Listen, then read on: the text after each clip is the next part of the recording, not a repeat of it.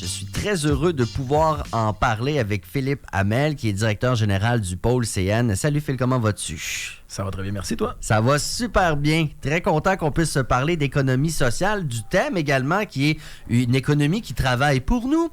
Mais j'aime toujours qu'on commence à la base pour qu'on parle tout le même langage. Quand on parle d'économie sociale, mettons que tu me l'expliques le plus simplement possible.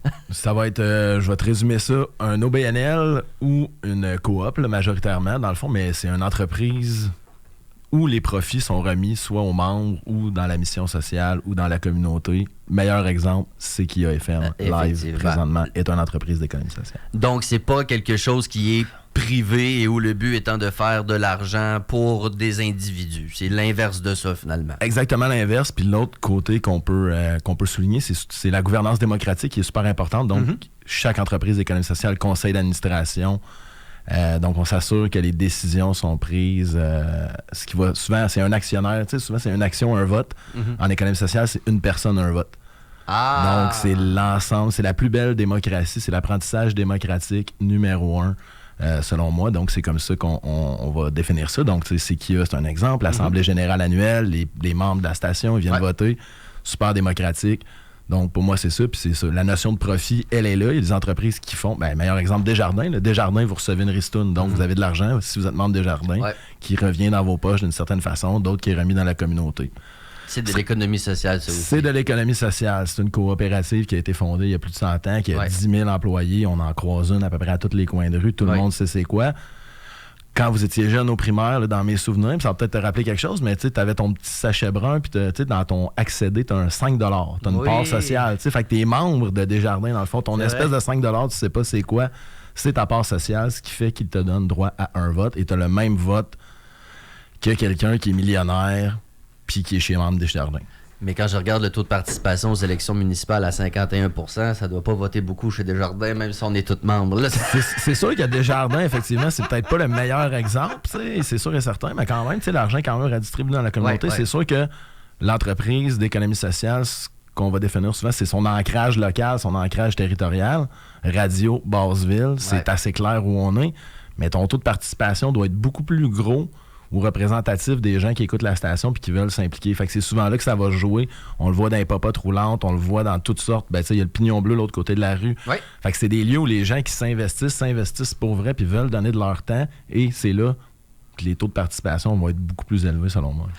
Phil Hamel est directeur général du pôle CN. Quand on parle d'un pôle d'économie sociale, c'est quoi le rôle du pôle? Le rôle du pôle, dans le fond, c'est un mandat qu'on a du gouvernement. Il y en a dans toutes les régions du Québec. Il y en a qui sont aussi représentés pour les Premières Nations, les nations autochtones. Cool. Fait que c'est vraiment de s'assurer que l'ensemble du Québec a un organe, ou en tout cas des gens qui en font la promotion, la diffusion, la connaissance, de tout démystifier cette espèce de principe-là. Puis après ça, s'assurer de faire réseauter tous ces beaux gens-là, parce qu'il y a tout plein d'entrepreneurs qui se connaissent, qui se connaissent pas. Trop longtemps, là, puis c'est là, tu disais, une économie qui travaille pour vous, ça a été souvent comme vu la troisième branche d'un système économique où tu as le privé, le public, puis l'économie sociale. Puis là, on veut vraiment réaliser que c'est ancré dans notre système. Fait que tu en croises tout plein tout le temps. Fait que dans toutes les régions du Québec, il y a toutes sortes d'entreprises. Il y en a qui vont se ressembler. Mais souvent, comme je disais tantôt, l'ancrage local, ici, recyclage, Vanier. Tu comprends que c'est à Vanier, que c'est par et pour les gens de Québec, font de l'insertion socio-professionnelle, font travailler des gens d'ici. Fait qu'il y a vraiment cet ancrage-là.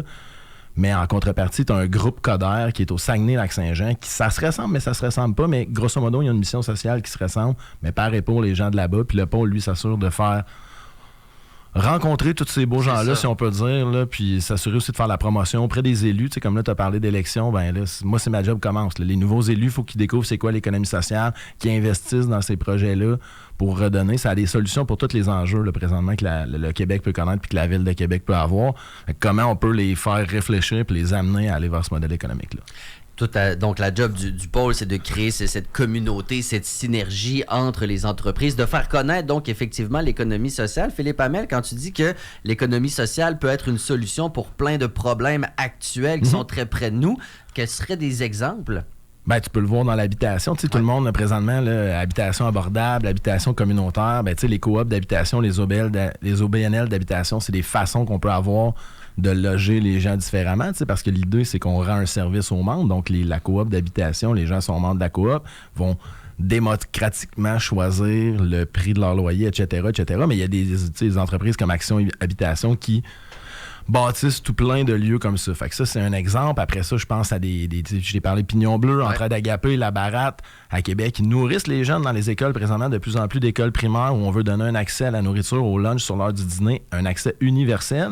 La beauté de l'économie sociale puis de ce système-là alimentaire, c'est que le dollar, tu peux payer entre 1 et 7 $ ton repas. Il n'y a aucune discrimination. C'est évidemment la portion qui va manquer pour l'entreprise est subventionnée.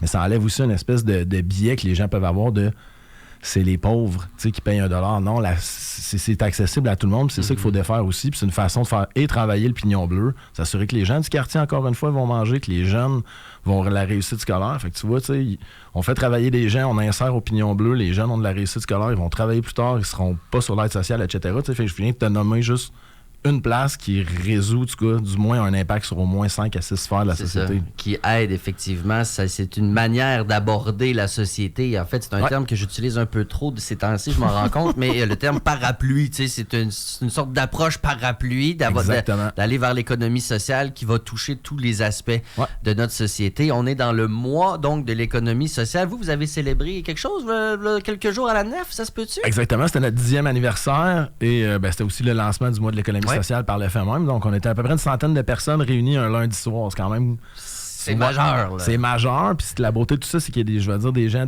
pas de 7 à 77 ans, mais tu comprends le principe. Il y a des gens pour qui l'économie sociale, il y a des pionniers dans la ville de Québec qui étaient là, qui aujourd'hui font du mentorat en économie sociale. Puis tu as des jeunes de 20-22 ans qui se créent des entreprises. T'sais, nous, au Pôle, on a un volet entrepreneuriat jeunesse super important, entre autres dans les milieux post-secondaires, si on peut dire.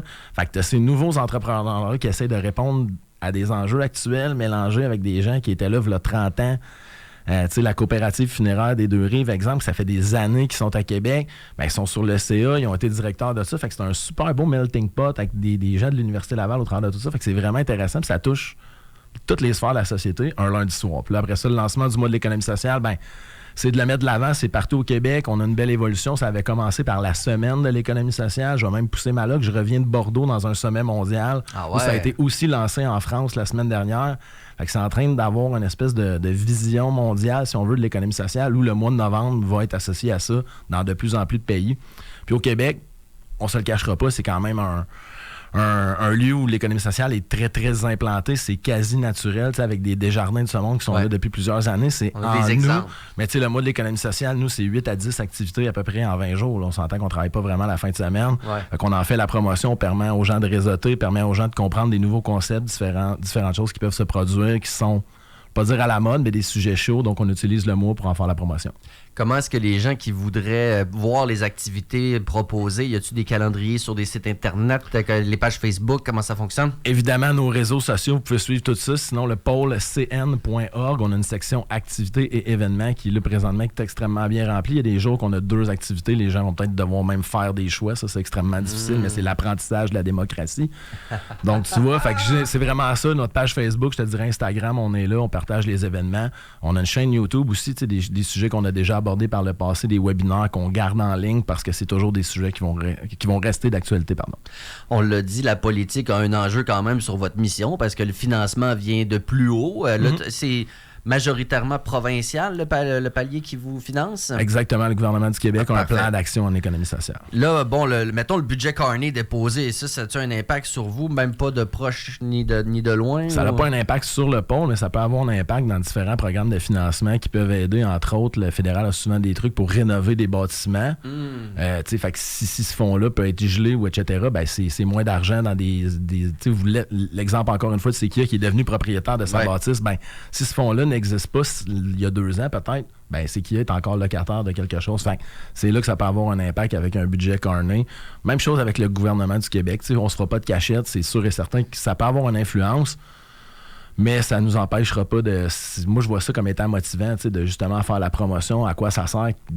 C'est des exemples concrets, les gens qui écoutent la radio ce matin, mais c'est l'exemple concret que l'économie sociale sert à quelque chose. Puis je pense que politiquement, ce serait pas stratégique de s'attaquer à l'économie sociale. Les politiciens ont tendance à s'attaquer aux syndicats, à ces affaires-là, mais s'attaquer à l'économie sociale, je pense pas qu'il y aurait de gain politique ben à faire. Là. Ben, comme je l'ai dit au début, c'est que la majorité des entreprises répondent à des besoins locaux. Mettons qu'on pense aux popotes roulantes, ben, ça nourrit des aînés, ça les maintient l'autonomie des aînés à domicile. Est-ce que tu vas t'attaquer à ça?